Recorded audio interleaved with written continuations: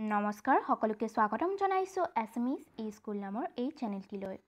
আমি দশম শ্ৰেণীৰ সমাজ বিজ্ঞানৰ প্ৰথম চেপ্টাৰটো ইতিহাস পাৰ্টটোৰ প্ৰথম চেপ্টাৰটো পঢ়ি আছিলোঁ আৰু তাৰ অলৰেডি আমি দুটা ভিডিঅ' আপলোড কৰিছোঁ। যদিহে তোমালোকে চোৱা নাই সেইটো চাই ল'ব পাৰিবা।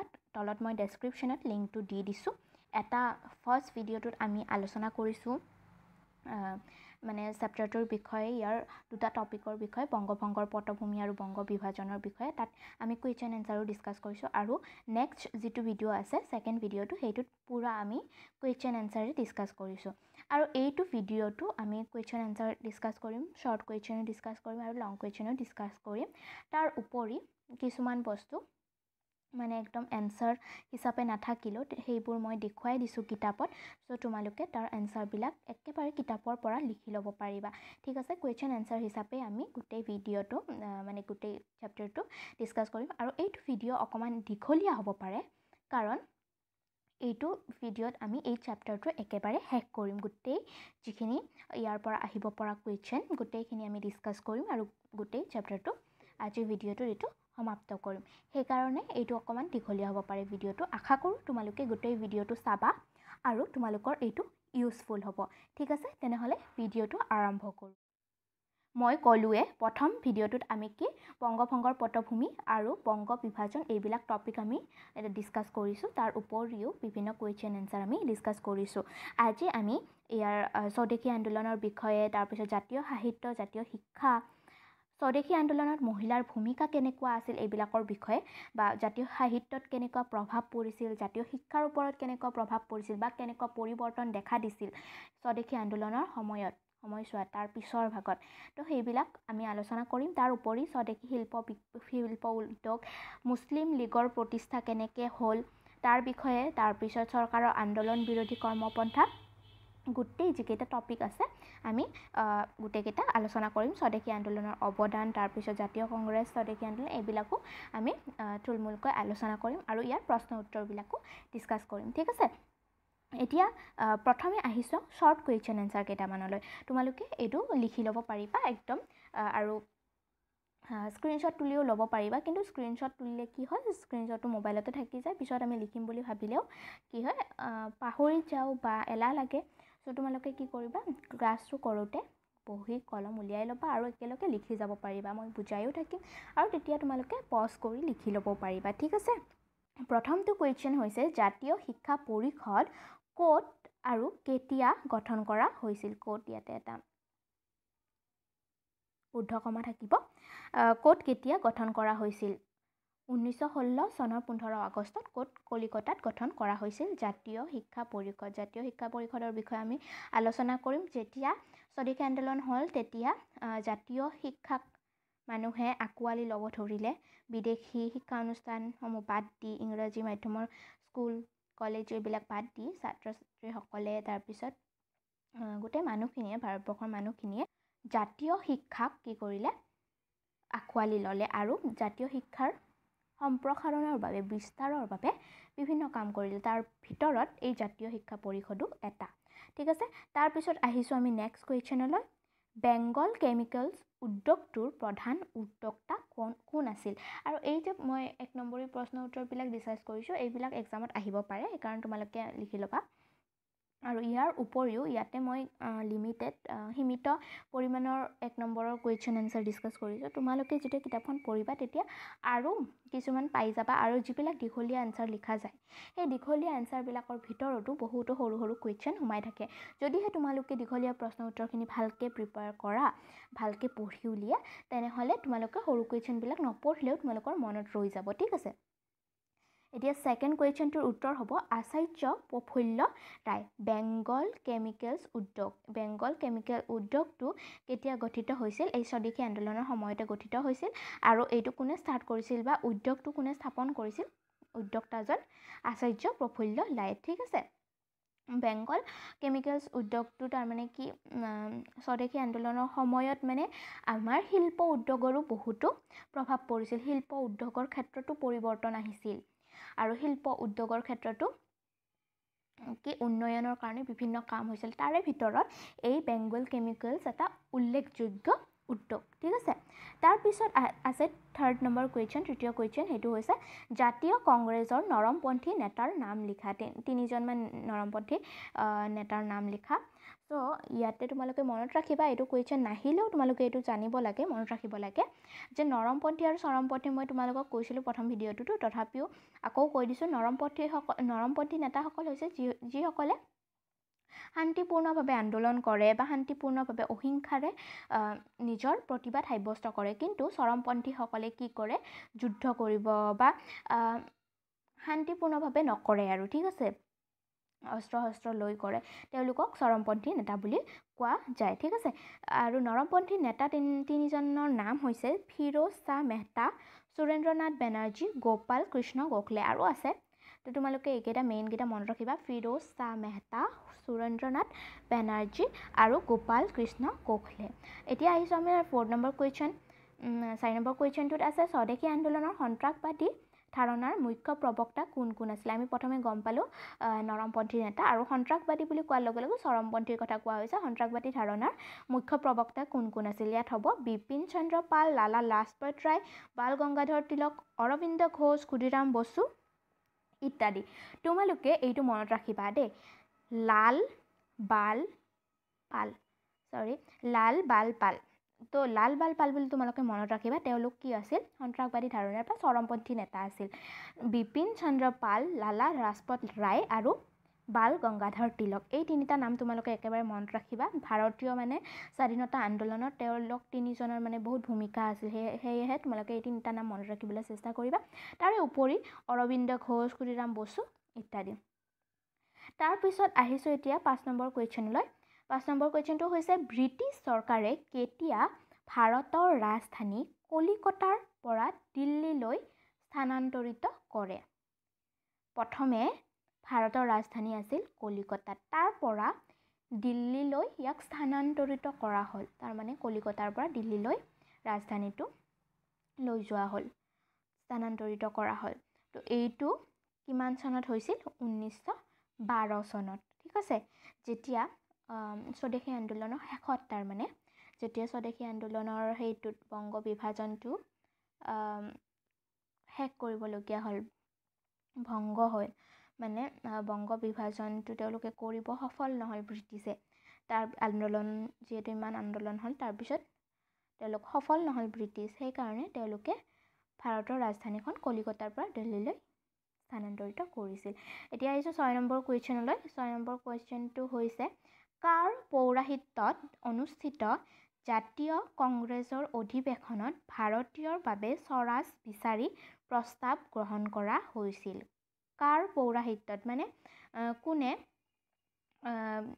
অধিৱেশনখনত মানে মেইন ভাগ লৈছিল বা পৌৰাহিত্যত বুলি কোৱা হয় বা সভাপতিত্বত কাৰ সভাপতিত্বত অনুষ্ঠিত জাতীয় কংগ্ৰেছৰ অধিৱেশনত ভাৰতীয়ৰ বাবে স্বৰাজ বিচাৰি প্ৰস্তাৱ গ্ৰহণ কৰিছিল আৰু স্বৰাজ মানে কি আমাৰ নিজে যাতে ৰাজত্ব কৰিব পাৰে আমাৰ দেশত মানে এইটোক স্বৰাজ বুলি কোৱা আছিলে নিজৰ ৰাজ তো স্বৰাজৰ কাৰণে দাবী কৰিছিল বা দাবী বিচাৰি প্ৰস্তাৱ দিব আৰু ব্ৰিটিছসকলক তাৰ বিষয়ে আলোচনা কৰিছিল প্ৰথমবাৰৰ বাবে এখন কংগ্ৰেছ অধিৱেশনত আৰু সেই কংগ্ৰেছ অধিৱেশনখনৰ সভাপতিত্ব বা কাৰ পৌৰাহিত্যত সেইখন অনুষ্ঠিত হৈছিল দাদাভাই নৌৰোজী ঠিক আছে দাদাভাই নৌৰোজীৰ নামটো মনত ৰাখিবা দাদাভাই নৌৰোজী কোন আছিল কংগ্ৰেছৰ সভাপতি আছিল এই স্বদেশী আন্দোলনৰ সময়ত দাদাভাই নৌৰোজীয়ে আমাৰ জাতীয় কংগ্ৰেছৰ সভাপতিত্ব কৰিছিল ঠিক আছে এতিয়া আহিছোঁ নেক্সট কুৱেশ্যন জাতীয় শিক্ষা পৰিষদৰ উদ্যোগত স্থাপন হোৱা জাতীয় কলেজখনৰ অধ্যক্ষ কোন আছিল আৰু যেতিয়া জাতীয় শিক্ষা পৰিষদ গঠন হ'ল যেতিয়া স্বদেশী আন্দোলনৰ সময়ত জাতীয় শিক্ষাই সম্প্ৰসাৰিত হ'ব ধৰিলে জাতীয় শিক্ষাৰ কাৰণে বিভিন্ন অনুষ্ঠান প্ৰতিষ্ঠান প্ৰতিষ্ঠিত হ'ল সেই সময়তে কি হৈছিল জাতীয় কলেজ এখন স্থাপন কৰা হৈছিল সেই জাতীয় কলেজখনৰ অধ্যক্ষ কোন আছিল অৰবিন্দ ঘোষ আৰু অৰবিন্দ ঘোষৰ নামটো আমি আগতেও পালোঁ হয়নে নহয় তেওঁ কি আছিল তেওঁ আছিল এজন চৰমপন্থী নেতা ঠিক আছে আৰু তেওঁক কি কৰা হৈছিল অৰবিন্দ ঘোষক জাতীয় কলেজখনৰ অধ্যক্ষ ঘোষণা কৰা হৈছিল তাৰপিছত আহিছোঁ 8 নম্বৰ কুৱেশ্যন কাৰ যোগেদি লৰ্ড কাৰ্জনে পূৰ্ব বংগৰ মুছলমান জনতাক ওচৰ চপাই অনাৰ প্ৰচেষ্টা কৰিছিল? কাৰ যোগেদি মানে কোনে হেল্প কৰিছিল লৰ্ড কাৰ্জনক পূৰ্ব বংগৰ মুছলমান জনতাক ওচৰ চপাই অনাত? ঢাকাৰ নবাব ছলিমউল্লাৰ যোগেদি। ঢাকাৰ যিজন নবাব আছিল ছলিমউল্লা নামৰ, তেওঁ কি কৰিছিল? লৰ্ড কাৰ্জনৰ পৰা পইচা ধাৰে লৈছিল, 14 লাখ মান টকা ধাৰে লৈছিল। আৰু লৰ্ড কাৰ্জনে কি কৰিছিল? তেওঁক কম সুততে ইমান টকা ধাৰলৈ দিছিল আৰু কৈছিল যে যদিহে তুমি হেল্প কৰা গোটেই মুছলমান মানুহখিনিক পূৰ্ব বংগ বিভক্ত কৰাত বা বংগক বিভাজনত সহায় কৰা, তেনেহ'লে তোমাৰ মানে সুদটো বহুত কম হ'ব, এনেকুৱা ধৰণৰ। সেয়েহে ঢাকাৰ নবাব ছলিমউল্লাই লৰ্ড কাৰ্জনক সহায় কৰিছিল মুছলমান জনতাখিনিক ওচৰ চপাই আনাত। ঠিক আছে, তাৰপিছত 9 নম্বৰ কুৱেশ্যনটোত আহিছোঁ। কাৰ নেতৃত্বত লৰ্ড মিণ্টৰ সৈতে মুছলমান স্বজাতি দলৰ গোপন আলোচনা হৈছিল? ভাইচৰয় লৰ্ড কাৰ্জনৰ পিছত ভাৰতলৈ এজন নতুন বেলেগ ভাইচৰয় আহিছিল, তেওঁৰ নাম আছিল লৰ্ড মিণ্টো। আৰু এই লৰ্ড মিণ্টোই মুছলমান লোকসকলৰ লগত গোপন আলোচনাত মিলিত হৈছিল, গোপন আলোচনা কৰিছিল। আৰু সোধা হৈছে যে কাৰ নেতৃত্বত এই মুছলমান স্বজাতীয় দল মানে মুছলমান জাতিৰ দলটোৱে কাৰ নেতৃত্বত লৰ্ড মিণ্টৰ সৈতে আলোচনা কৰিছিল সুধিছে। বোম্বাইৰ আগা খাঁৰ নেতৃত্বত। মনত ৰাখিবা, বোম্বাইৰ আগা খাঁয়ে কি কৰিছিল? এখন গোপন আলোচনা বৈঠক পাতি গোটেই স্বজাতি দলৰ মুছলমান মানুহখিনিক লগাই গোট খুৱাই লৰ্ড মিণ্টৰ সৈতে আলোচনাত মিলিত হৈছিল আৰু মুছলমান মানুহখিনিৰ সুবিধাৰ্থে বিভিন্ন ধৰণৰ দাবী কৰিছিল মিণ্টৰ লগত। আৰু মিণ্টয়েও বংগ বিভাজন কৰিবলৈ এই মানুহখিনিক বিভিন্ন কি দিছিলে? আশা দিছিলে বা বিভিন্ন কাম কৰিম বুলি কৈছিলে। ঠিক আছে, এতিয়া আহিছোঁ 10 নম্বৰ কুৱেশ্যনলৈ। লৰ্ড মিণ্টৰ ভাৰতীয় মুছলমানসকলক স্বদেশী আন্দোলনৰ পৰা আঁতৰাই ৰখাৰ মূল উদ্দেশ্য কি আছিল? লৰ্ড মিণ্টৰ ভাৰতীয় মুছলমানখিনিক স্বদেশী আন্দোলনৰ পৰা আঁতৰাই ৰখাৰ মূল উদ্দেশ্য কি আছিল? এই যে গোপন আলোচনাত মিলিত হৈছিল বা বিভিন্ন কাম কৰিছিল মিণ্টুৱে, কিয় কৰিছিল? এই মুছলমান মানুহখিনিক স্বদেশী আন্দোলনৰ পৰা তেওঁ কিয় আঁতৰাই ৰাখিব বিচাৰিছিল? ভাৰতীয় মুছলমানসকলক লৈ কংগ্ৰেছৰ সমান্তৰাল আৰু প্ৰতিদ্বন্দ্বী ৰাজনৈতিক সংগঠন এটা গঢ়ি তোলা। কাৰণ লৰ্ড মিণ্টুৱে এই স্বদেশী আন্দোলনে কি কৰিছিল? তেওঁলোকৰ বংগ বিভাজন কৰা যিটো এজেণ্ডা আছিল সেইটোক কি কৰিছিল? প্ৰতিবাদ সাব্যস্ত কৰিছিল। সেয়েহে যিখিনি ব্ৰিটিছ আছিল, লৰ্ড মিণ্টুৱে কি কৰিছিল? মুছলমান মানুহখিনিক তাৰমানে এই আন্দোলনৰ পৰা আঁতৰত ৰাখি পেলাই আন্দোলনটো অলপমান দুৰ্বল কৰিব বিচাৰিছিল। আৰু কি বিচাৰিছিল? যে যিহেতু কংগ্ৰেছে প্ৰধান ভূমিকা লৈ এই প্ৰতিবাদ কৰি আছিল, এই আন্দোলনৰ সৃষ্টি কৰিছিল জাতীয় কংগ্ৰেছে প্ৰধান ভূমিকা লৈ, সেয়েহে এওঁলোকে কি কৰিব বিচাৰিছিল? ব্ৰিটিছে এই মুছলমান মানুহখিনিক গোট খুৱাই এটা মুছলমান দল এটা বনাব খুজিছিল, যিয়ে কংগ্ৰেছৰ মানে প্ৰতিদ্বন্দ্বী হিচাপে সমান্তৰাল আৰু প্ৰতিদ্বন্দ্বী ৰাজনৈতিক সংগঠন হিচাপে গঢ়ি উঠে, তেনেকুৱা এটা দল বনাব বিচাৰিছিল। আৰু এই মুছলমান আৰু হিন্দু মানুহখিনিৰ মাজত অলপ মানে সম্পৰ্কটো বেয়া কৰিব বিচাৰিছিল, সাম্প্ৰদায়িক বিভেদ আনিবলৈ চেষ্টা কৰিছিল, যিয়ে চৰকাৰৰ সহযোগী ৰূপে কাম কৰিব। আৰু তেওঁ কি বিচাৰিছিল? যে যদিহে তেওঁলোকে মুছলমানৰ এটা সংগঠন গঠন কৰিব পাৰে, তেনে কৰিলে কি কৰিব? এই মুছলমান গ্ৰুপটোৱে ব্ৰিটিছসকলক সহায় কৰিব আৰু তেতিয়াতো চৰকাৰ ব্ৰিটিছৰ আছিল, চৰকাৰৰ সহযোগী হিচাপে তেওঁলোকে কাম কৰিব। লগতে মুছলমানসকলক আন্দোলনৰ পৰা আঁতৰাই ৰাখি আন্দোলন দুৰ্বল কৰা। সেইটোতো ক'লোৱে যে যদিহে মুছলমান মানুহখিনিক আন্দোলনৰ পৰা দূৰত ৰখা যায়, তেনেহ'লে তেওঁলোকে ব্ৰিটিছ চৰকাৰে ভাবিছিল যে আন্দোলনখন অলপ দুৰ্বল হৈ যাব। আৰু যেতিয়া নতুন এটা মুছলমান ৰাজনৈতিক দল আহি যাব, তেতিয়া ই কংগ্ৰেছক কি কৰিব পাৰিব প্ৰতিদ্বন্দ্বিতা কৰিব পাৰিব ঠিক আছে তেনেহলে এইখিনি আছিল আমাৰ 1 নম্বৰী কোৱেশ্চন ইয়াৰ উপৰিও বহুতো 1 নম্বৰী কোৱেশ্চন হ'ব পাৰে তোমালোকে যেতিয়া আমি দীঘলীয়া কোৱেশ্চন বিলাক আলোচনা কৰিম তাৰ মাজে মাজেও যদি সৰু সৰু কোৱেশ্চন ওলাই মই মাজে মাজে কৈ যাম তোমালোকে লিখি ল'বলৈ চেষ্টা কৰিবা আৰু যেতিয়া তোমালোকে দীঘলীয়া কোৱেশ্চন বিলাক ভালকৈ পঢ়িবা তোমালোকৰ অলৰেডি মনত থাকি যাব তথাপিও যদি ভাবা তোমালোকৰ যে পাহৰি যাব পাৰা তোমালোকে তেনেহলে তোমালোকে লিখি ল'বা উলিয়াই ল'বা ঠিক আছে আৰু যিখিনি পাৰো মই কৈ যাম পঢ়োৱাৰ লগে লগে ঠিক আছে এতিয়া দীঘলীয়া কোৱেশ্চনলৈ আহিছো তোমালোকৰ কোৱেশ্চন বিলাক কেনেকৈ আহিব পাৰে যে ডাইৰেক্ট নিদিব পাৰে যে স্বদেশী আন্দোলনৰ বিষয়ে লিখা এনেকৈ নিদিব পাৰে তোমালোকৰ আহিব পাৰে যে স্বদেশী আন্দোলনত জাতীয় শিক্ষাত কি পৰিৱৰ্তন আহিল বা মহিলাসকলৰ ভাৰতীয় মহিলাসকলৰ কেনেকুৱা ভূমিকা আছিল স্বদেশী আন্দোলনত এনেকুৱা ধৰণৰ কুৱেশ্যন আহিব পাৰে চ' যেনেকুৱা আহে এক্সামত তেনেকৈ আমি আলোচনা কৰিবলৈ চেষ্টা কৰিম প্ৰথম কুৱেশ্যনটো হৈছে এইখিনি দীঘলীয়া কুৱেশ্যন এনসাৰ আমি এতিয়া ডিসকাস কৰিম প্ৰথম কুৱেশ্যনটো হৈছে স্বদেশী আন্দোলনে জাতীয় শিক্ষালৈ আগবঢ়োৱা বৰঙণিৰ বিষয়ে আলোচনা কৰা মই ক'লোৱে ডাইৰেক্টলি কুৱেশ্যন নাহে এনেকুৱা ধৰণৰ কুৱেশ্যন হ'ব স্বদেশী আন্দোলনে জাতীয় শিক্ষালৈ কেনেকুৱা বৰঙণি আগবঢ়াইছিল আমাৰ জাতীয় শিক্ষাৰ ক্ষেত্ৰত কেনেকুৱা চেঞ্জেছ বা বৰঙণি আগবঢ়াইছিল এইখিনি লিখা উত্তৰত আমি লিখিছো স্বদেশী আন্দোলনে বংগদেশৰ প্ৰচলিত শিক্ষা ব্যৱস্থাৰ ওপৰত গুৰুত্বপূৰ্ণ প্ৰভাৱ পেলাইছিল আমিতো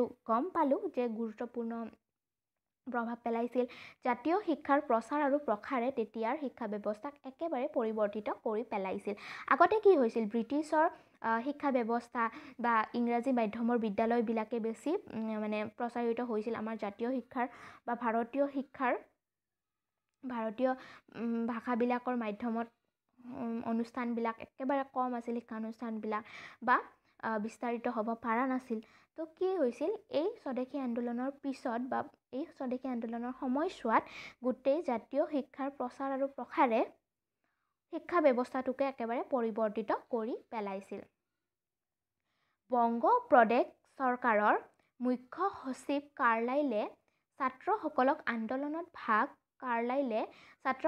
আন্দোলনত ভাগ নলবলৈ সকীয়াই জাননী জাৰি কৰিছিল তেতিয়া বংগদেশ চৰকাৰৰ এজন সচিব আছিল মুখ্য সচিব তেওঁৰ নাম আছিল কাৰ্লাইল RW কাৰ্লাইল আই থিংক তেওঁ তাৰমানে কি কৰিছিল কাৰ্লাইলে এখন জাননী জাৰি কৰিছিল আৰু তেওঁ কৈছিল সেই জাননীত তেওঁ সকীয়াই দিছিল ছাত্ৰ সমাজক বা ছাত্ৰ ছাত্ৰীসকলক যে তেওঁলোকে যাতে এই আন্দোলনত ভাগ নলয় যেহেতু তেওঁলোকে পঢ়ি আছে আৰু এই পঢ়ি থকা ইউনিভাৰ্চিটিবিলাক বিশ্ববিদ্যালয় বা মহাবিদ্যালয়বিলাক চৰকাৰৰ আণ্ডাৰত আছিল ব্ৰিটিছ চৰকাৰৰ আণ্ডাৰত সেয়েহে তেওঁলোকে এই সকীয়াই দিছিল জাননীৰ দ্বাৰা যে যদিহে ছাত্ৰ ছাত্ৰীসকলে এই আন্দোলনত ভাগ লয় তেনেহ'লে কথা বেয়া হ'ব এনেকুৱা ধৰণৰ আৰু জাৰি কৰিছিল এই জাননীয়ে বংগৰ ছাত্ৰ সমাজক অত্যধিক প্ৰতিবাদী কৰি তুলিছিল আৰু এই জাননীখন অহাৰ লগে লগে ছাত্ৰ সমাজখিনি বেছিকৈ প্ৰতিবাদী হৈ পৰিছিল ৰবীন্দ্ৰনাথ ঠাকুৰৰ সভাপতিত্বত বিশাল ছাত্ৰ সভা কৰি এণ্টি চাৰ্কুলাৰ ছ'চাইটি গঠন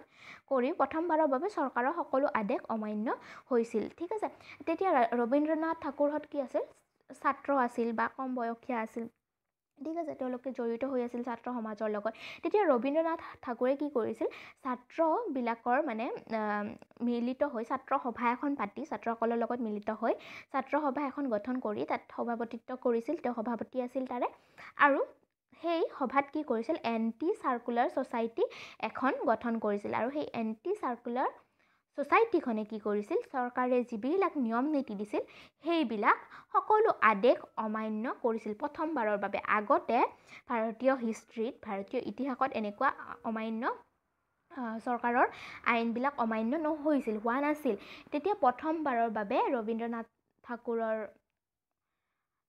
সভাপতিত্বত যি ছাত্ৰ সভাখনত তেওঁলোকে এণ্টি চাৰ্কুলাৰ ছ'চাইটি গঠন কৰিলে তেওঁলোকে প্ৰথমবাৰৰ বাবে কি কৰিছিল চৰকাৰৰ সকলো আদেশ মানে অমান্য কৰিছিল তাৰপিছত আছে ছাত্ৰসকলক কলিকতা বিশ্ববিদ্যালয় তথা ইংৰাজী মাধ্যমৰ শিক্ষা অনুষ্ঠানসমূহ ত্যাগ কৰি জাতীয় শিক্ষা গ্ৰহণ কৰিবলৈ আহ্বান জনোৱা হৈছিল আৰু গোটেই প্ৰতিবাদী ছাত্ৰসকলে বা প্ৰতিবাদী গোটেই বংগদেশৰ লোকসকলে কি কৰিছিল গোটেই ছাত্ৰ ছাত্ৰীসকলক বিশ্ববিদ্যালয় বা যিখিনি ইংৰাজী মাধ্যমৰ শিক্ষা অনুষ্ঠান আছে সকলো বাদ দি আমাৰ জাতীয় শিক্ষা গ্ৰহণ কৰিবলৈ আহ্বান জনাইছিল ডন ছ'চাইটি নামৰ জাতীয় অনুষ্ঠান গঢ়ি ছাত্ৰ মহলৰ মাজত দেখাত্মবোধ জাগ্ৰত কৰাৰ চেষ্টা চলোৱা হৈছিল আৰু তেওঁলোকে এটা ছ'চাইটি গঠন কৰিছিল ছ'চাইটিটোৰ নাম আছিল ডাউন ছ'চাইটি ডাউন মানে দোকমোকালি ঠিক আছে এইটো ডন লিখা আছে যে ডন মানে ডন বুলি নাভাবিব আৰু ডন নহয় ডাউন ডাউন মানে দোকমোকালিৰ কথা কৈছে দোকমোকালি ডাউন ছ'চাইটি এটা গঠন কৰিছিল আৰু এই ডাউন ছ'চাইটিয়ে এই ছাত্ৰসকলৰ মাজত দেখাত্ম ভাৱ বা দেশপ্ৰেমৰ ভাৱ জগাবলৈ জাগ্ৰত কৰাৰ বাবে চেষ্টা চলাইছিল সভা সমিতিসমূহত জাতীয় শিক্ষাৰ প্ৰয়োজনীয়তাৰ বিষয়ে মানুহক জ্ঞাত কৰা হৈছিল আৰু যিবিলাক সভা সমিতি হৰতাল এইবিলাক বিভিন্ন ধৰণৰ কাৰ্যসূচী গ্ৰহণ কৰিছিল স্বদেশী আন্দোলনৰ সময়ছোৱা আৰু সেই সময়তে তেওঁলোকে কি কৰিছিল জাতীয় শিক্ষাৰ প্ৰয়োজনীয়তাৰ বিষয়ে মানুহক অৱগত কৰাইছিল ঠিক আছে তাৰপিছত থাৰ্ড পইণ্টটো হৈছে তোমালোকে পইণ্ট ৱাইজ লিখিবলৈ ট্ৰাই কৰিবা যদিহে পাৰা মানে আৰু নোৱাৰিলে পেৰাগ্ৰাফ হিচাপে লিখিবা তোমালোকে যেনেকৈ ভাল পোৱা কিন্তু যদিহে পাৰা তেনেহ'লে পইণ্ট ৱাইজ লিখিবলৈ ট্ৰাই কৰিবা পইণ্ট ৱাইজ লিখিলে বেটাৰ হয় আৰু মই যিখিনি প্ৰশ্ন উত্তৰ দিছোঁ সেইখিনি বেছিভাগ পইণ্ট ৱাইজত দিবলৈ ট্ৰাই কৰিছোঁ ঠিক আছে থাৰ্ড পইণ্টটো হৈছে 1905 চনৰ 6 আগষ্টত ৰবীন্দ্ৰনাথ ঠাকুৰৰ উপস্থিতিত বংগ জাতীয় বিদ্যালয় নামৰ জাতীয় শিক্ষানুষ্ঠানটো প্ৰতিষ্ঠা কৰা হৈছিল আৰু বিভিন্ন জাতীয় প্ৰতিষ্ঠানবিলাক যেতিয়া আৰম্ভ হ'ল অনুষ্ঠান প্ৰতিষ্ঠানবিলাক প্ৰতিষ্ঠা কৰিবলৈ আৰম্ভ কৰা হ'ল তেতিয়া প্ৰথমবাৰৰ বাবে কেতিয়া কৰা হৈছিল 1905 চনৰ 6 আগষ্টত ৰবীন্দ্ৰনাথ ঠাকুৰৰ উপস্থিতিত কৰা হৈছিল এইটো প্ৰথমখন মানে প্ৰতিষ্ঠান কি আছিল বংগ জাতীয় বিদ্যালয় প্ৰথম জাতীয় শিক্ষানুষ্ঠান কি আছিল বংগ জাতীয় বিদ্যালয় ঠিক আছে তাৰপিছত স্বদেশী আন্দোলনৰ কালছোৱা দেশত 62খন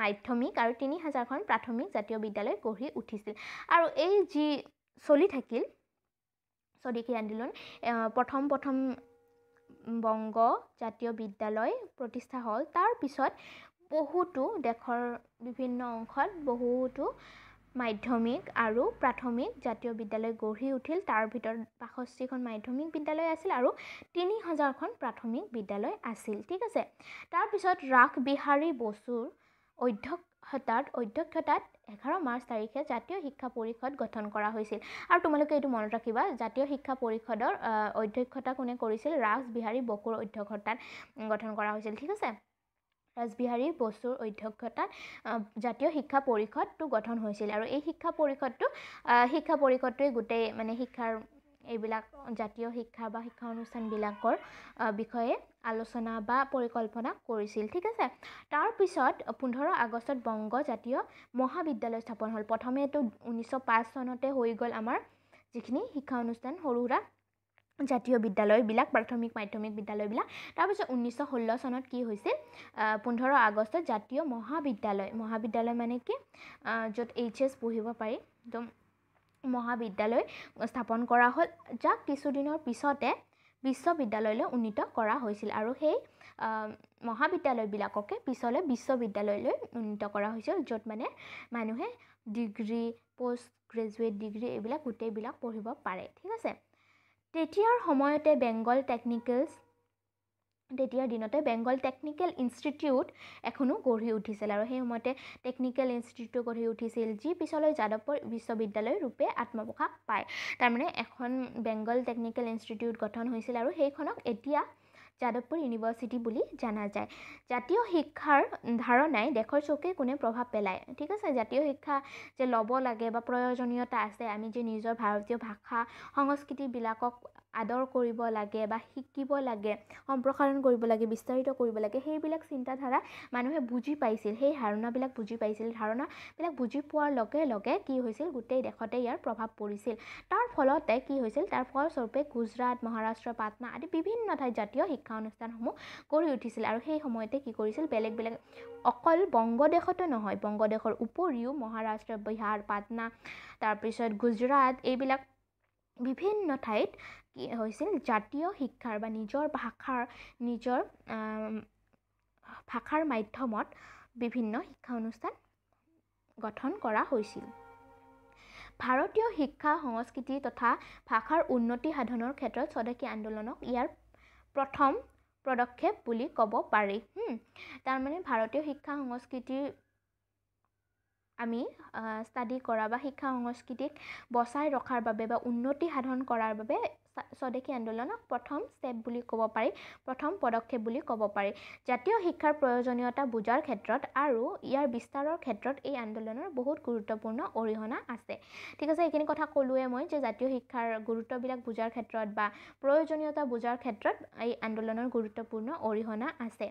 এই আন্দোলনৰ ফলতে ভাৰতীয় মানুহখিনিয়ে জাতীয় চেতনাৰে উদ্বুদ্ধ হ'বলৈ সুবিধা পাইছিল আৰু এই স্বদেশী আন্দোলন নহ'লে মানুহে জাতীয় শিক্ষাৰ মূল্যটো বুজি নাপালে হয় বা জাতীয় শিক্ষাক ভালকৈ আদৰি নল'লে হয়। কিন্তু এই স্বদেশী আন্দোলনৰ পিছতে কি হ'ল, জাতীয় শিক্ষাৰ এই ইমান ডাঙৰ পৰিৱৰ্তন হ'ল বা মানুহখিনিয়ে জাতীয় চেতনাৰে উদ্বুদ্ধ হ'ল বুলি ক'ব পাৰি। ঠিক আছে, তাৰপিছত এতিয়া আহিছোঁ আমি নেক্সট কুৱেশ্যনলৈ। স্বদেশী আন্দোলন দমন কৰাৰ উদ্দেশ্যে ব্ৰিটিছ চৰকাৰে কি আন্দোলন বিৰোধী কাৰ্যসূচী হাতত লৈছিল? স্বদেশী আন্দোলনটো বাধা দিবলৈ বা দমন কৰিবলৈ ইংৰাজীয়ে কি বিৰোধী কাৰ্যসূচী হাতত লৈছিল? প্ৰথমটো আছিল কাৰ্লাইল জাননী। কাৰ্লাইল জাননীৰ বিষয়ে মই ক'লোৱে যে ছাত্ৰ ছাত্ৰীসকলক এই আন্দোলনৰ পৰা দূৰত ৰাখিবলৈ বা আঁতৰাই ৰাখিবলৈ কাৰ্লাইলে এখন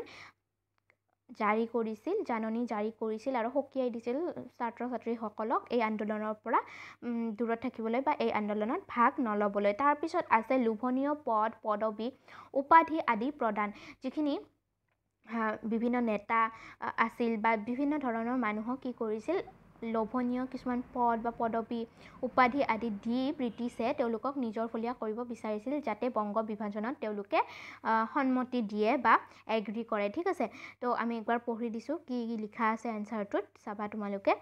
জাতীয় কংগ্ৰেছৰ উদাৰপন্থী নেতাসকলক নিজৰ হাতৰ মুঠিত ৰাখিবলৈ লৰ্ড কাৰ্জনে বহুতকে ব্ৰিটিছ চৰকাৰৰ ফালৰ পৰা উপাধি পদ আদি প্ৰদান কৰিছিল। উদাহৰণস্বৰূপে উচ্চ ন্যায়ালয়ৰ বিচাৰপতিৰ পদ, ব্ৰিটিছ সংসদৰ পদ, সদস্য পদ, ভাইচৰয় পৰিষদৰ সদস্য পদ প্ৰদান আদিৰ দ্বাৰা বংগভংগৰ পৰিকল্পনাত তেওঁলোকৰ সমৰ্থন বিচাৰিছিল। কৈয়ে দিলোঁ মই তোমালোকক। কিন্তু গোপাল কৃষ্ণ গোখলে নাইটহুডৰ দৰে সন্মানীয় উপাধিও ব্ৰিটিছ চৰকাৰক ঘূৰাই দিছিল। যদিও তেওঁলোকে ব্ৰিটিছে এনেকুৱা এইবিলাক ট্ৰাই কৰিছিল, কিন্তু তেওঁলোকে বিফল হৈছিল। গোপাল কৃষ্ণ গোখলেক তেওঁলোকে নাইটহুড নামৰ এটা দিছিল, উপাধি দিছিল আৰু সেই সময়ত গোপাল কৃষ্ণ গোখলে ইমান নাইটহুডৰ দৰে সন্মানিত উপাধি এটাও ব্ৰিটিছসকলক ঘূৰাই দিছিলে, নলওঁ বুলি কৈছিলে। ঠিক আছে, তাৰপিছত থাৰ্ড পইণ্টটো হৈছে ভাইচৰয় লৰ্ড কাৰ্জনৰ পূৰ্ব বংগ ভ্ৰমণ। যেতিয়া ভাগ কৰিব বুলি ক'লে, তেতিয়া ভাগ কৰিবৰ বাবে পৰিকল্পনা কৰি আছিলে, তেতিয়া লৰ্ড কাৰ্জনে কি কৰিলে, পূৰ্ব বংগৰ বিভিন্ন ঠাইত ভ্ৰমণ কৰিবলৈ গৈছিল আৰু তাৰ মানুহখিনিৰ লগত কি কৰিছিল, আলোচনাত মিলিত হৈছিল আৰু কৈছিল যে তেওঁলোকৰ লাভ হ'ব। পূৰ্ব বংগৰ মানুহখিনিক বুজাইছিল যে যদিহে এই বিভাজন হয় তেনেহ'লে পূৰ্ব বংগৰ মানুহখিনিৰ লাভ হ'ব বা বিভিন্ন ধৰণে মানুহখিনিক আশা ভৰসা দিছিলে যাতে তেওঁলোকে এই বিভাজনত সন্মতি জগায়। 1904 খ্ৰীষ্টাব্দৰ ফেব্ৰুৱাৰী মাহত পূৰ্ববংগ ভ্ৰমণত লৰ্ড কাৰ্জনে ঢাকা, ময়মনসিং, চট্টগ্ৰাম আদি ঠাইত আয়োজিত জনসভাত ইছলাম জনগণক, তাৰমানে তেওঁলোকে কি কৰিছিল, পূৰ্ববংগত তেতিয়া ইছলাম মানুহখিনি বেছি আছিল, মুছলমান জনসংখ্যা বেছি আছিল, সেয়েহে সেই জনগণখিনিক হিন্দুসকলৰ বিৰুদ্ধে মাৰ বান্ধি থিয় হ'বলৈ আহ্বান জনাইছিল আৰু সাম্প্ৰদায়িক বিভেদ আনিবলৈ, হিন্দু মুছলমানৰ লগত কাজিয়া ধৰণৰ এনেকুৱা পৰিস্থিতি সৃষ্টি কৰিবলৈ তেওঁ কি কৰিছিল, হিন্দুসকলৰ বিৰুদ্ধে মুছলমানসকলক মাৰ বান্ধি থিয় হ'বলৈ আহ্বান জনাইছিল। ঢাকাৰ নৱাব ছলিমউল্লাহ খানক 14 লাখ টকা ধাৰলৈ দি তেওঁৰ যোগেদি পূৰ্ববংগৰ মুছলমান জনতাক ওচৰ চপাই আনিবলৈ বংগভংগৰ পৰিকল্পনা সফল কৰিবলৈ চেষ্টা কৰিছিল। ঠিক আছে, ছলিমউল্লাহৰ দ্বাৰা গোটেই মানুহখিনি কি কৰিছিল, আলোচনাত মিলিত কৰিছিল বা গোটেই মানুহখিনিক ওচৰ চপাই আনি হিন্দুসকলৰ বিৰুদ্ধে বা এই বিভাজনখিনি পৰিকল্পনা সফল কৰিবলৈ চেষ্টা কৰিছিল। বংগত সাম্প্ৰদায়িক বিভাজনেৰে বিভেদকামী ৰাজনৈতিক ক্ষেত্ৰ গঢ়ি তুলিছিল আৰু এই সাম্প্ৰদায়িক বিভেদ আনি পেলাই এই বিভাজনটো সফল কৰিবলৈ লৰ্ড কাৰ্জনে চেষ্টা কৰিছিল। তাৰপিছত আছে মুছলিম লীগ প্ৰতিষ্ঠা। ভাইচৰয় লৰ্ড মিণ্টুৱে মুছলমানসকলক সুকীয়া ৰাজনৈতিক সা সুবিধা প্ৰদানৰ ইংগিত দিছিলে।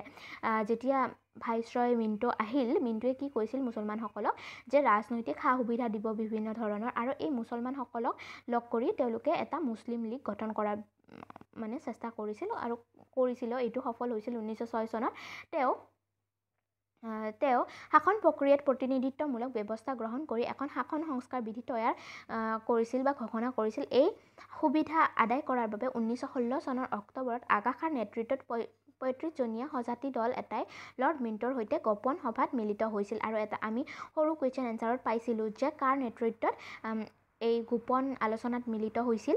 আগা খাঁৰ নেতৃত্বত মিণ্টৰ লগত তেওঁলোকে সজাতি দলৰ মানে মুছলমান মানুহখিনিয়ে সজাতিৰ সকলো মুছলমান মানুহৰ 35জনীয়া এটা দলে কি কৰিছিল, আগা খাঁৰ নেতৃত্বত মিণ্টৰ লগত আলোচনাত মিলিত হৈছিল আৰু কি কৰিছিল, বিভিন্ন ধৰণৰ দাবী উত্থাপন কৰিছিল।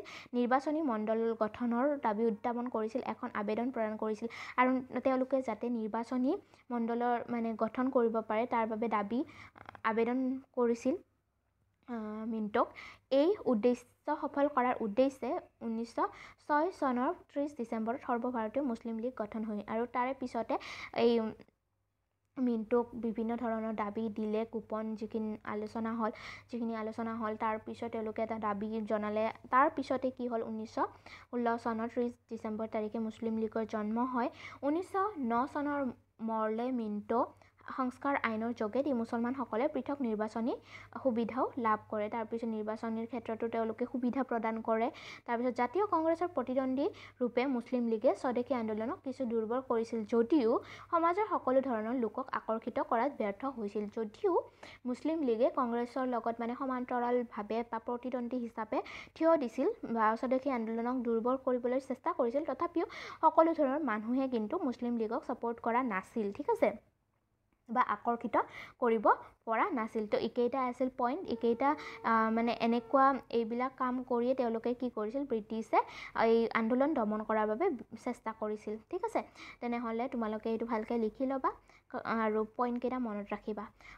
আৰু ইয়াৰ পিছত আমি নেক্সট কুৱেশ্যনটোলৈ আহিছোঁ। মৰ্লে মিণ্টৰ শাসন সংস্কাৰৰ 3টা ফলাফল উল্লেখ কৰা। মৰ্লে মিণ্টো শাসন সংস্কাৰ এখন আহিছিল। আমি ইয়াৰ আগৰ পইণ্টটোতো পালোঁ যে তেওঁলোকে শাসনৰ কিছুমান সংস্কাৰ আনিছিল আৰু সেই সংস্কাৰ যে আনিলে তাৰ ফলাফল কি হ'ল, ঠিক আছে। ফলাফলটো আমি চাই লৈছোঁ বা ইয়াৰ কুৱেশ্যনটো বেলেগকৈও আহিব পাৰে। 1909 চনৰ শাসন সংস্কাৰ বিধিৰ 3টা ফলাফল লিখা বুলিও আহিব পাৰে। 1909 চনৰ শাসন সংস্কাৰ বিধি মানে মৰ্লে মিণ্টৰ শাসন সংস্কাৰ বিধি, ঠিক আছে, মনত ৰাখিবা তোমালোকে এইটো। ইয়াৰে উত্তৰটো হ'ব ভাৰতীয় মুছলমানসকলে পৃথক নিৰ্বাচনৰ সুবিধা লাভ কৰিছিল। ভাৰতীয় মুছলমানসকলে পৃথক নিৰ্বাচনৰ সুবিধা লাভ কৰিছিলে।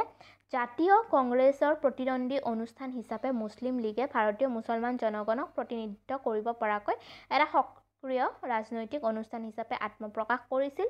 তাৰপিছত মুছলমান লোকসকলে পৃথক ভোটাধিকাৰ লাভ কৰিবলৈ সক্ষম হৈছিল আৰু তেওঁলোকৰ ৰাজনৈতিক অধিকাৰ আৰু স্বাৰ্থ সুৰক্ষিত হৈছিল, ঠিক আছে। তেওঁলোকে প্ৰথমে মনত ৰাখিবা, মুছলমান মানুহখিনিয়ে কি কৰিছিল, নিজৰ মানে পৃথক নিৰ্বাচনৰ সুবিধা পাইছিল আৰু নিজৰ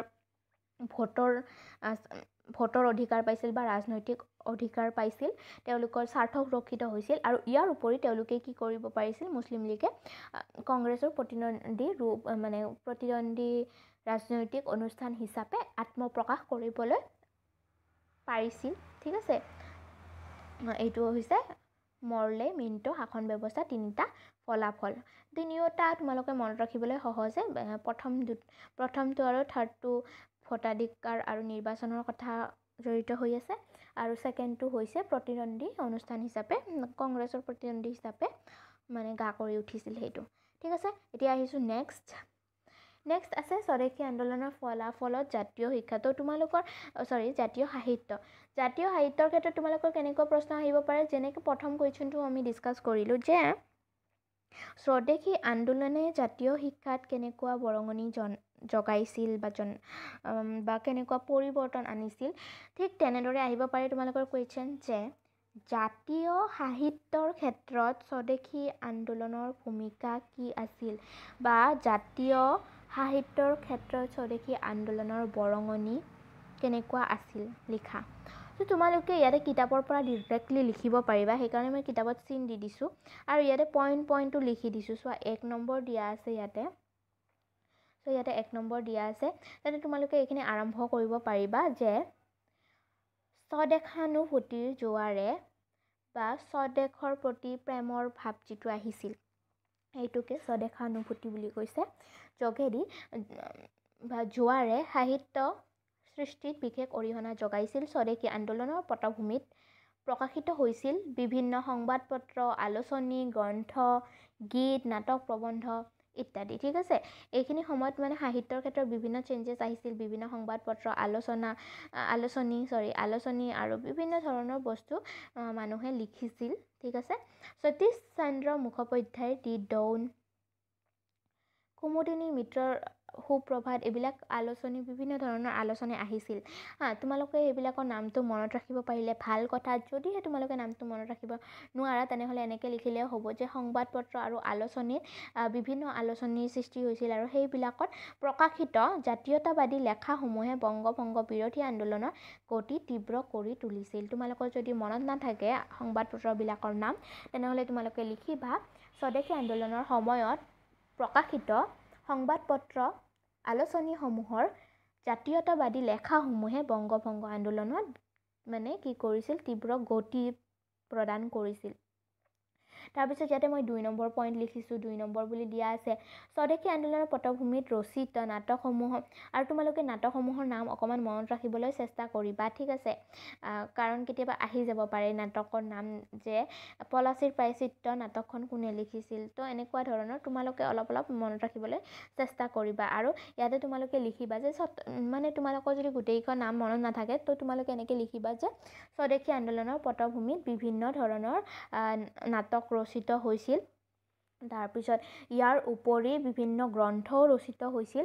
উদাহৰণস্বৰূপে দুখন লিখি দিলা, জয় সংগীত, নব্য ভাৰত, এনেকুৱা ধৰণৰ বিভিন্ন গ্ৰন্থ ৰচিতও হৈছিল। ঠিক আছে, তাৰপিছত থাৰ্ড পইণ্টটো লিখিবা যে স্বদেশী আন্দোলনক কেন্দ্ৰ কৰি ৰবীন্দ্ৰনাথ ঠাকুৰে 23টা গান ৰচনা কৰিছিল আৰু ই ভাৰতীয় সংস্কৃতিৰ সম্পদ হৈ থাকিব। ইয়াৰ উপৰিও বিভিন্নজনে বিভিন্ন দেশপ্ৰেমমূলক গান ৰচনা কৰিছিল।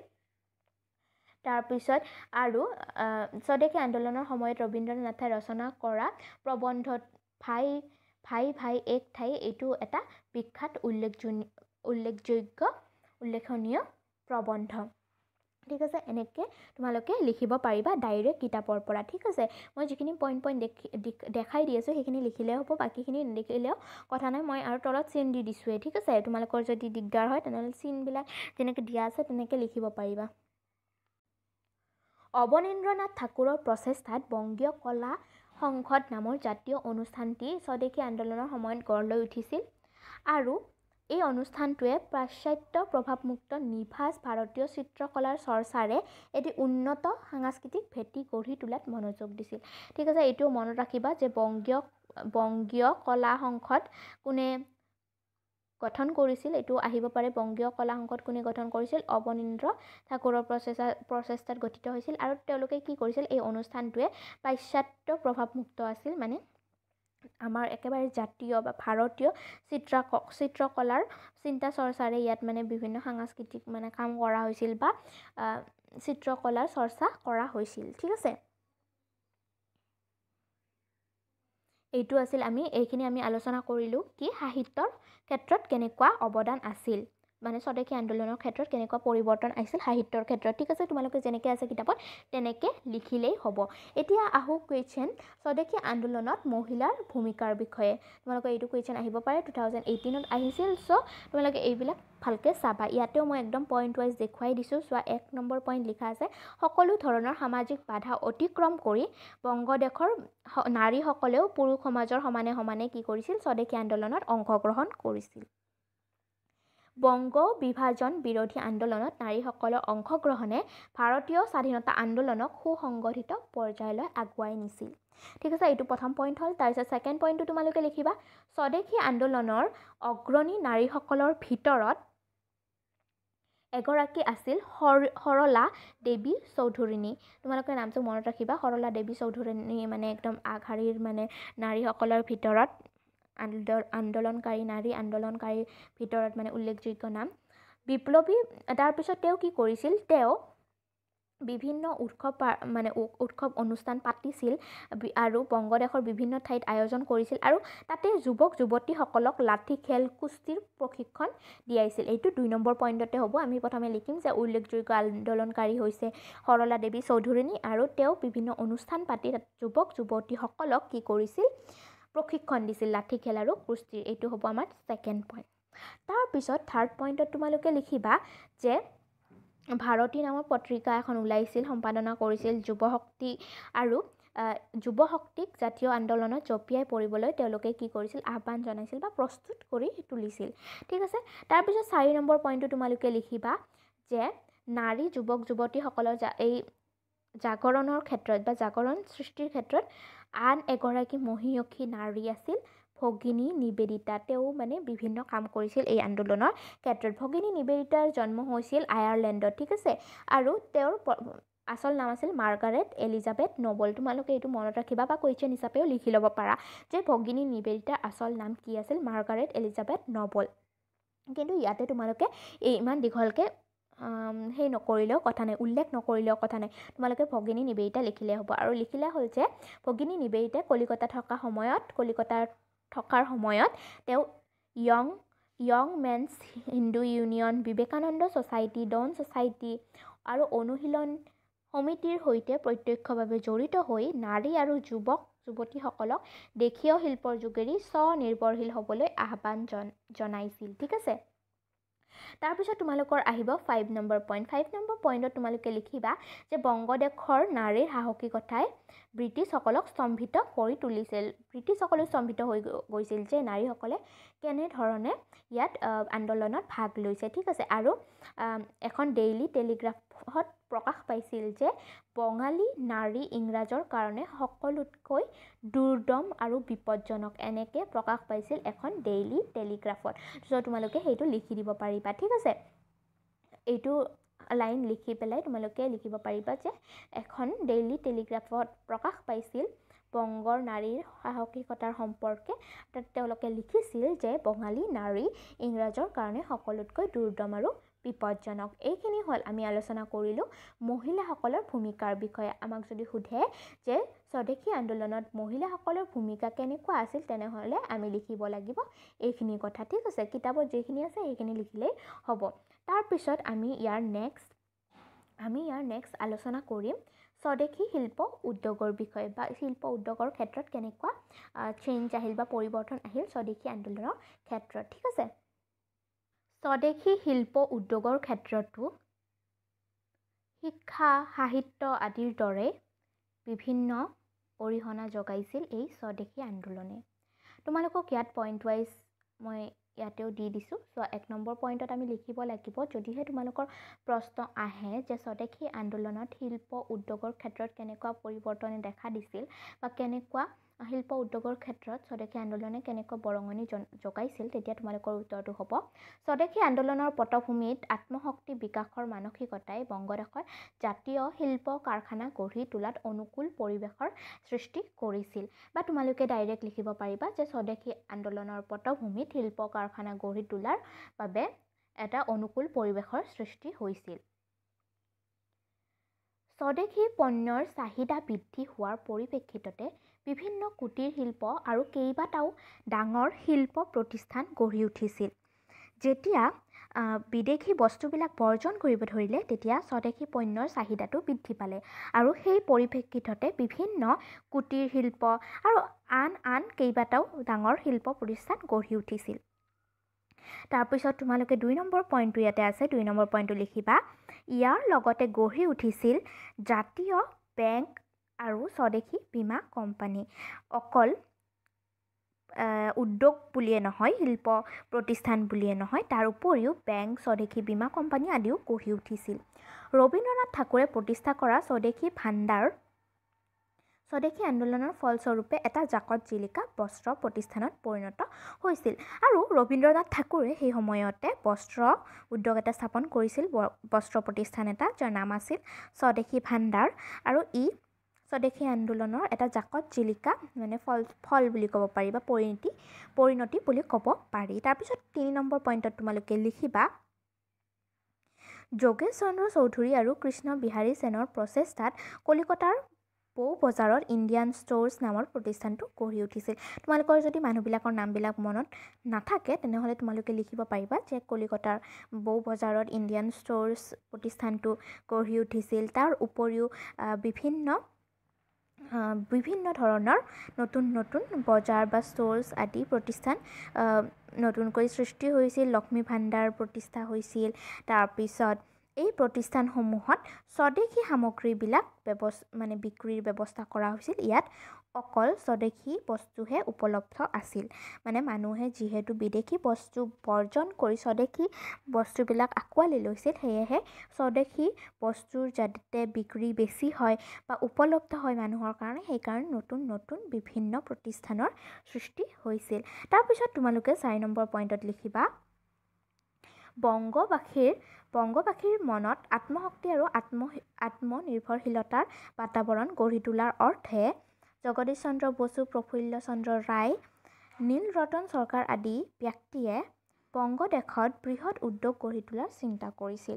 আৰু যাতে বংগদেশৰ মানুহখিনি আত্মনিৰ্ভৰশীল হৈ উঠে, আত্মশক্তি বৃদ্ধি পায়, তাৰ বাবে বিভিন্নজন ব্যক্তিয়ে, তোমালোকে যদি নামকেইটা মনত নাৰাখে লিখিবা, বিভিন্ন অসাধাৰণ ব্যক্তিয়ে বংগদেশত বিভিন্ন উদ্যোগ গঢ়ি তোলাৰ চেষ্টা কৰিছিল। আৰু তাৰ ভিতৰত নীলৰতন চৰকাৰৰ উদ্যোগত গঠিত বংগলক্ষ্মী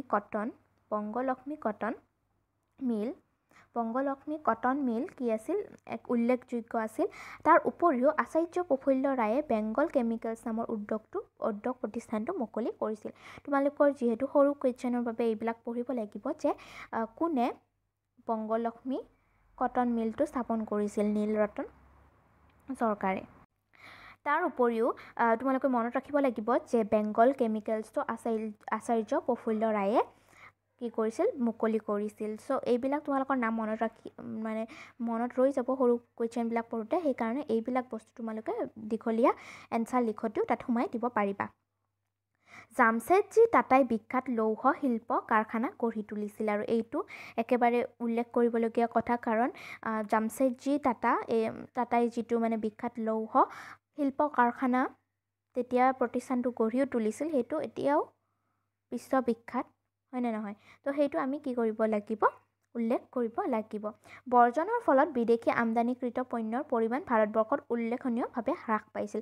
আৰু যেতিয়া আমাৰ নিজৰ দেশত বিভিন্ন শিল্প কাৰখানা গঢ়ি উঠিল, নিজৰ বস্তুবিলাক প্ৰতিষ্ঠানবিলাক বিক্ৰীৰ কাৰণেও বিভিন্ন প্ৰতিষ্ঠান গঢ়ি উঠিল, ইয়াৰ উপৰি বেংক আৰু বিভিন্ন পইচা পাতি লেনদেনৰ বাবেও বিভিন্ন প্ৰতিষ্ঠান গঢ়ি উঠিল, তেতিয়া কি হ'ল, বিদেশী পণ্যবিলাকৰ আমদানি বহুত কমি গ'ল। আৰু ফলত ব্ৰিটিছসকলৰ লছো হ'ল, বহুত লোকচান হ'ল।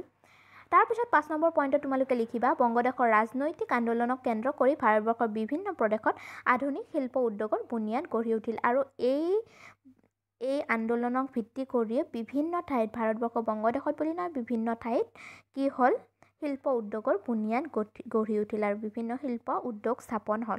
1905 খ্ৰীষ্টাব্দৰ 18 ডিচেম্বৰ তাৰিখে R.C. দত্তৰ পৌৰাহিত্যত বাৰাণসীত অনুষ্ঠিত প্ৰথম ভাৰতীয় উদ্যোগ সন্মিলনত স্বদেশী উদ্যোগসমূহৰ প্ৰচুৰ সম্ভাৱনীয়তা সম্পৰ্কে দেশবাসীক সজাগ কৰি তুলিছিল। আৰু 1905 চনৰ 17 ডিচেম্বৰ তাৰিখে বাৰাণসীত এখন কি হৈছিল, ভাৰতীয় উদ্যোগ সন্মিলন এখন হৈছিল। আৰু সেই ভাৰতীয় উদ্যোগ সন্মিলনত মানুহখিনিয়ে আলোচনাত মিলিত হৈছিল আৰু তেওঁলোকে আমাৰ ভাৰতীয় জাতীয় বস্তুবিলাকৰ বা জাতীয় উদ্যোগবিলাকৰ যে প্ৰচুৰ সম্ভাৱনীয়তা আছে, সেইটোৰ বিষয়ে মানুহখিনিক সজাগ কৰি তুলিছিল আৰু তেওঁলোকক এইবিলাক কামৰ ব্ৰতী হ'বলৈ কি কৰিছিল, আহ্বান জনাইছিল। এই সন্মিলনৰ যোগেদি বহুতো দেশীয় শিল্পৰ পুনৰুজ্জীৱনৰ সম্ভৱ হৈ উঠিছিল। আৰু এই সন্মিলনত কি হৈছিল, আমাৰ জাতীয় বস্তুবিলাক, আগতে যিবিলাক দেশীয় শিল্প উদ্যোগ আছে সেইবিলাকক পুনৰ জীৱিত কৰাৰ চেষ্টা কৰা হৈছিল। মানুহবিলাকক আহ্বান জনোৱা হৈছিল যে এই মানুহবিলাকে যে এই কামবিলাক পুনৰ কৰি যায়, কাৰণ আমাৰ দেশত শিল্প উদ্যোগৰ বহুত সম্ভাৱনীয়তা আছে ভৱিষ্যতে। এক কথাত ভাৰতবৰ্ষৰ ব্যৱসায় আৰু শিল্পৰ ক্ষেত্ৰত স্বদেশী আন্দোলনে এটা নতুন যুগৰ সৃষ্টি কৰিছিল বা সূচনা কৰিছিল। আৰু তোমালোকে মনত ৰাখিবা যে এই স্বদেশী আন্দোলনৰ ফলত দেশত শিল্পৰ ক্ষেত্ৰত এটা নতুন যুগৰ সূচনা হৈছিল।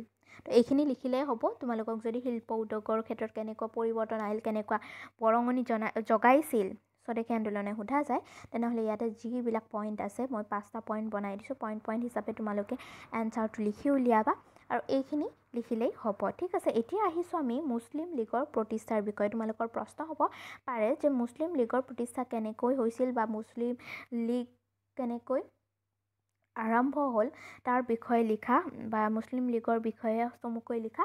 তেতিয়া তোমালোকে জানিব লাগিব য'ত আমি মুছলিম লীগৰ বিষয়ে বেলেগ বেলেগ কুৱেশ্যনবিলাক এনচাৰ কৰোঁতে অলৰেডি গমেই পাইছোঁ যে মুছলিম লীগৰ প্ৰতিষ্ঠা কেনেদৰে হ'ল।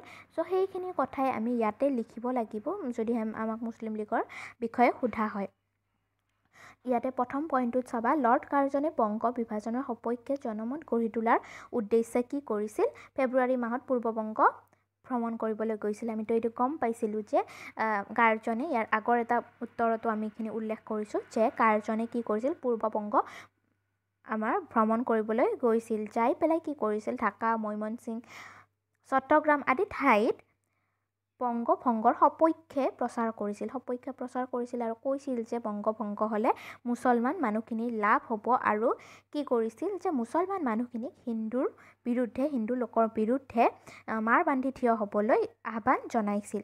ঢাকাৰ নবাব চলিমুল্লাৰ যোগেদি পূৰ্ববংগৰ মুছলমান জনতাক ওচৰ চপাই অনাৰ প্ৰচেষ্টা লৰ্ড কাৰ্জনে কৰিছিল। ঠিক আছে, তাৰপিছত এই কাৰ্যটোত ভালেমান মুছলমান নেতাই চৰকাৰৰ বংগভংগৰ পৰিকল্পনাক আদৰণি জনাইছিল, কিন্তু কিছুমান মানুহে কিন্তু এইটো ভাল পোৱা নাছিল। সকলো ধৰণৰ মানুহে কিন্তু এইটো পৰিকল্পনাক কি কৰিছিল? আদৰণি জনোৱা নাছিল। কিছুমান মানুহে কিন্তু কৰিছিল, ৰাজনৈতিক নেতা কিছুমানে। তাৰপিছত আৰু তেওঁলোকে কিন্তু মুছলমান কিছুমান মানুহে কি ভাবিছিল? পূৰ্ববংগ অসম হ'লে মুছলমান ৰাইজৰ সকলো আশা পূৰ্ণ হ'ব বুলি ভাবিছিল। ঠিক আছে, তাৰপিছত কি হ'ল? লৰ্ড কাৰ্জনৰ পিছতে ভাইচৰয় মিণ্ট'য়ে কি কৰিছিল? মৰ্লে মিণ্ট' সংস্কাৰ বিধি আনিছিল আৰু তাত তেওঁ মুছলমান জনগণক সুকীয়া ৰাজনৈতিক সা সুবিধা প্ৰদান কৰাৰ ইংগিত বহন কৰিছিল। ভাৰতীয়ৰ বাবে এখন শাসন সংস্কাৰ তৈয়াৰ কৰিছিল। ক'লোৱে এখন মৰ্লে মিণ্ট' শাসন সংস্কাৰ আনিছিল আৰু তাতে তেওঁ জাৰি কৰিছিল যে মুছলমানসকলে কি কৰিব? নিজাকৈ ৰাজনৈতিক ক্ষমতা পাব আৰু ভোটাধিকাৰ পাব আৰু তেওঁলোকৰ অধিকাৰ আৰু স্বাৰ্থ সুৰক্ষিত হ'ব। ঠিক আছে, তাৰপিছত এইবিলাক কথা গম পাই মুছলমান মানুহখিনিয়ে ভাবিছিল তেওঁলোকৰ লাভ হ'ব আৰু যিহেতু মুছলমান মানুহখিনিয়ে এই বংগভংগৰ দ্বাৰা কি কৰিব? সাংবিধানিক বিভিন্ন সুকীয়া নিৰ্বাচনী মণ্ডল গঠন কৰাৰ সুবিধা পাব আৰু বিভিন্ন ধৰণৰ সুবিধা পাব। সেয়েহে তেওঁলোকে এইটো মানি লৈছিল, মৰ্লে মিণ্ট'ৰ লগত বিভিন্ন আলোচনা কৰিছিল আৰু মৰ্লে ভাইচৰয় মিণ্ট'ৰ লগত বিভিন্ন আলোচনাত মিলিত হৈছিল আৰু মিলিত হৈ তেওঁলোকে বিভিন্ন দাবী জনাইছিল। আৰু আগা খাঁৰ নেতৃত্বত এটা সজাতিৰ তেওঁলোকৰ চিমলাত কি হৈছিল? এটা গোপন আলোচনা হৈছিল আৰু তেওঁলোকে তাতে আবেদন প্ৰদান কৰিছিল যাতে তেওঁলোকে সুকীয়াকৈ নিৰ্বাচনীৰ সুবিধা পায়, সুকীয়াকৈ ভোটাধিকাৰ পায়। তো এইবিলাক পূৰ্ণ কৰিব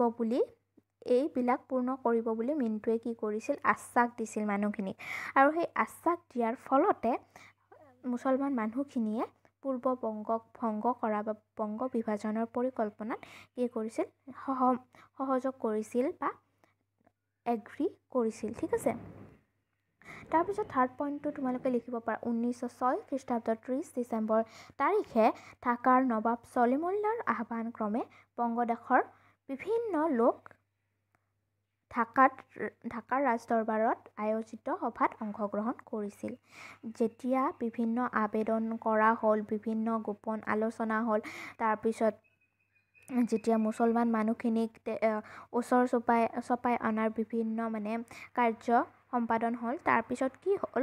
1906 খ্ৰীষ্টাব্দৰ 30 ডিচেম্বৰ তাৰিখে ঢাকাৰ নবাব চলিমুল্লাই কি কৰে? এখন ৰাজদৰবাৰত সভা আয়োজন কৰে আৰু এই সভাত বিভিন্নজন মুছলমান মানুহে কি কৰে? অংশগ্ৰহণ কৰে আৰু তাতেই কি হয়? সৰ্বভাৰতীয় মুছলিম লীগ নামৰ ৰাজনৈতিক অনুষ্ঠানটোৰ জন্ম হয় আৰু তাতেই জন্ম হয় সৰ্বভাৰতীয় মুছলিম লীগৰ। কিমান তাৰিখে? 1906 চনৰ 30 ডিচেম্বৰ তাৰিখে। তোমালোকে ডেটটো মনত ৰাখিবা, সুধিব পাৰে যে সৰ্বভাৰতীয় মুছলিম লীগটো কেতিয়া গঠন হৈছিল। আৰু এনেকৈয়ে এই মুছলিম লীগ প্ৰতিষ্ঠানটো মানে গঠন হয়। আৰু এই প্ৰতিষ্ঠানটোৰ লক্ষ্য আৰু উদ্দেশ্য আছিল, তোমালোকক যদি সোধে মুছলিম লীগৰ লক্ষ্য আৰু উদ্দেশ্য কি আছিল লিখা, তেতিয়া তোমালোকে এইকেইটা পইণ্ট উল্লেখ কৰিব লাগিব। ব্ৰিটিছ চৰকাৰৰ প্ৰতি মুছলমান ৰাইজৰ মনত অনুগত্যৰ প্ৰসাৰ ঘটোৱা। তাৰ মানে মুছলমান মানুহখিনিয়ে ব্ৰিটিছ চৰকাৰৰ প্ৰতি আনুগত্য হৈ থাকিব, ব্ৰিটিছ চৰকাৰক মানি চলিব, যিহেতু ব্ৰিটিছ চৰকাৰে তেওঁলোকৰ এই গঠন হোৱাত সহায় কৰিছে।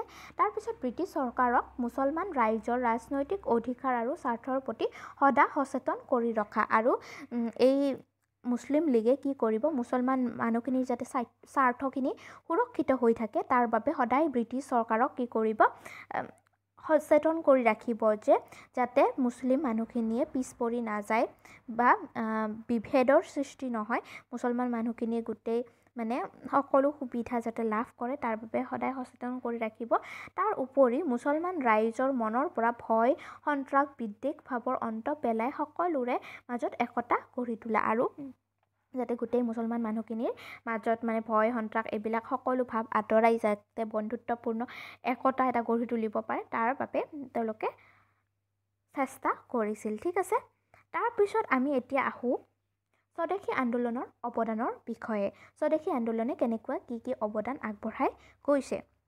তোমালোকৰ এইটো প্ৰশ্ন হ'ব পাৰে যে স্বদেশী আন্দোলনৰ অৱদানবিলাকৰ বিষয়ে চমুকৈ লিখা। প্ৰথমে তোমালোকৰ পইণ্ট ৱাইজ দিয়াই আছে, গোটেইবিলাক একেবাৰে পইণ্ট গোটেইটো লিখিব নালাগে, বহুত দীঘলীয়া পইণ্ট কিছুমান আছে, কিন্তু কিছুমান তাৰে পৰা লিখিব লাগিব। ইম্পৰ্টেণ্ট বস্তুখিনি তোমালোকে লিখিলে হ'ব। প্ৰথম পইণ্টটো আছে স্বদেশী আন্দোলনে ভাৰতবাসীক গণ আন্দোলন সম্পৰ্কে এটা ৰাজনৈতিক শিক্ষা দি যাবলৈ সক্ষম হৈছিল। এটা ৰাজনৈতিক শিক্ষা পাইছিল এই স্বদেশী আন্দোলনৰ দ্বাৰা আমাৰ ভাৰতবৰ্ষৰ মানুহখিনিয়ে স্বদেশী আন্দোলনৰ পিছত ভাৰতবৰ্ষৰ মানুহখিনিয়ে বুজি পাইছিল যে যদি সকলো মানুহে একতাৰে গণ আন্দোলনত যোগ দিয়ে তেনেহ'লে জয়যুক্ত হোৱাটো সুনিশ্চিত। কাৰণ স্বদেশী আন্দোলনৰ অন্তত বংগ বিভাজনৰ পৰিকল্পনাটো বা বংগ বিভাজনৰ কাৰ্যটো কি কৰিবলগীয়া হৈছিল, তেওঁলোকে কেঞ্চেল কৰিবলগীয়া হৈছিল বা বাতিল কৰিবলগীয়া হৈছিল। সেই কথা ভাৰতীয় স্বদেশী আন্দোলনৰ যোগেদি আয়ত্ব কৰিব পাৰিছিল। তাৰপিছত 2 নম্বৰ পইণ্টত আছে যে জাতীয় কংগ্ৰেছৰ আৰম্ভণিৰ পৰাই আবেদন নিবেদনৰ মাজেৰে সহনশীল চিন্তাত বিশ্বাস ৰাখি ব্ৰিটিছ চৰকাৰৰ ওচৰত ভাৰতীয় উন্নতি আশা কৰিছিল। বংগভংগক কেন্দ্ৰ কৰি জাতীয় কংগ্ৰেছৰ চিন্তা কৰ্মত পৰিৱৰ্তনৰ সূচনা হৈছিল। একমাত্ৰ গণ সংগ্ৰামৰ যোগেদিহে ভাৰতীয় উন্নতি সম্ভৱ, এই ভাৱনা স্বদেশী আন্দোলনে জাতীয় কংগ্ৰেছক প্ৰদান কৰিছিল। আৰু জাতীয় কংগ্ৰেছে সদায় কি কৰিছিল, আবেদন কৰি নিবেদন কৰি ভালদৰে বিশ্বাস ৰাখি পেলাই কি কৰিছিল, ব্ৰিটিছ চৰকাৰৰ লগত উন্নতিৰ বাবে আশা কৰিছিল।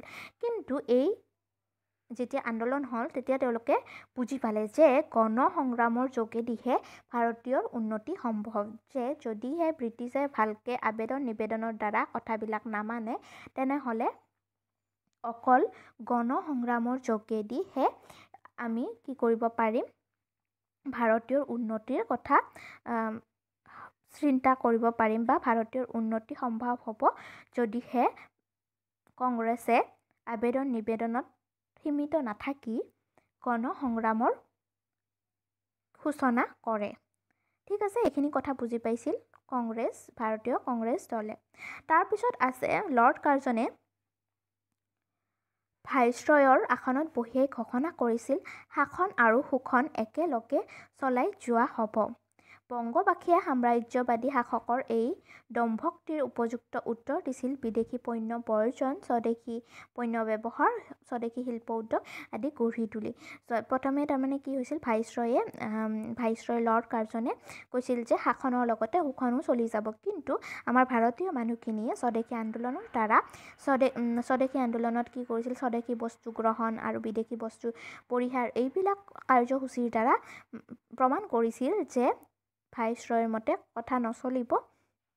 আৰু এই স্বদেশী আন্দোলনে কি কৰিছিল, শিল্প বিকাশৰ ক্ষেত্ৰত, অৰ্থনৈতিক বিকাশৰ ক্ষেত্ৰত তথা আমাৰ ভাৰতীয় শিক্ষা সংস্কৃতিৰ ক্ষেত্ৰতো অৱদান চিৰকাল জিলিকি থাকিব বা বহুতো অৱদান আগবঢ়াই থৈ গৈছে।